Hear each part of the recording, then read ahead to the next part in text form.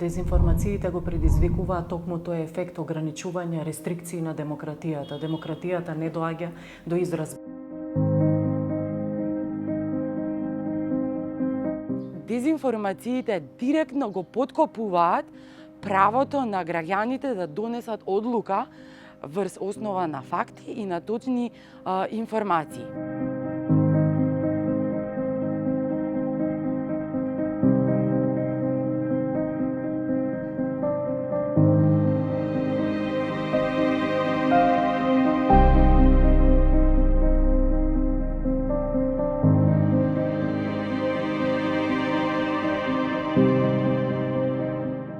Нарушуваат довербата кај јавноста, кај граѓаните кои што се изложени, односно контаминирани од таквите дезинформации. Тоа всушност значи дека добар дел од своето однесување знаат да го потпрат токму на дезинформациите, секако доколку ги примат таквите информации или доколку се континуирано изложени на нив и секој избор кој што понатаму го прават врз основа на таквите дезинформации. Тоа е опасна појава која што навистина знае да создаде штета кај граѓаните, кај јавноста, кај секој оној консумент кој што можеби и систематски, стратешки, планирано е изложен на дезинформациите.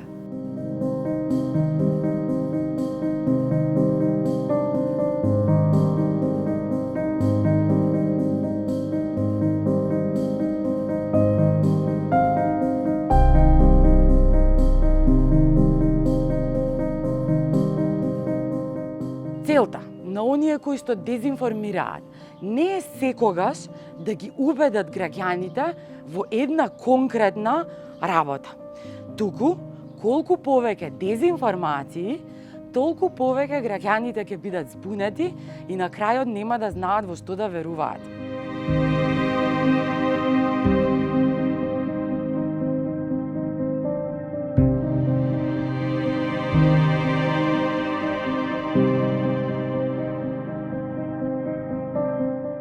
Она што паралелно се случува со феноменот на дезинформирање е да се наметне како треба да размислуваат граѓаните и јавноста која што ги консумира информациите. Не треба да наметнуваат медиумите. Медиумите треба врз основа на фактите и аргументите кои што ги пласираат да им помогнат на граѓаните да одлучат што понатаму со тоа.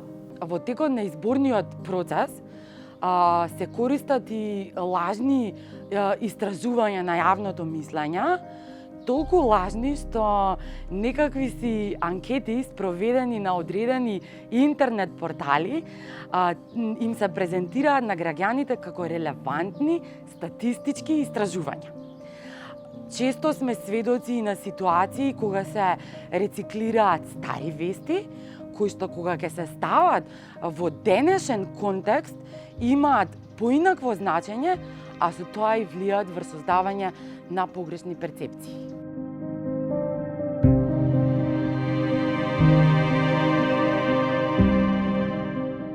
Врз основа на она што е пријавено до Советот за етика во медиумите на Македонија во изминатите неколку години од постоењето на ова тело за саморегулација во медиумите, можеме да видиме дека некои медиуми токму тоа им е целта, да учествуваат да послужат како платформа за пренесување на ставовите на одредени центри на моќ кои што ги контролираат таквите медиуми, кои што никако не сакаат да ја прифатат саморегулацијата како еден моќен инструмент за регулирање на состојбите внатре во самите редакции.